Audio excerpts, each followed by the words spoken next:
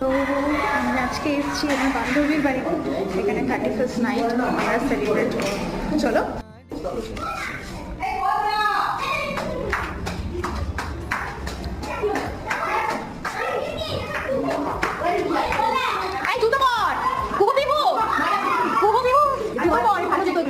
ঠান্ডা লাগবে।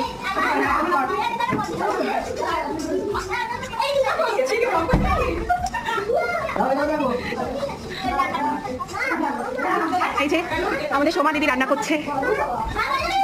হাওয়া দিচ্ছে, হাওয়া।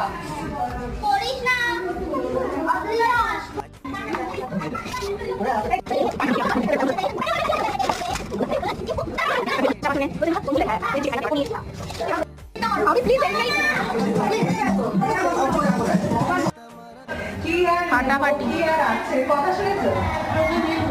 নে আর দরকার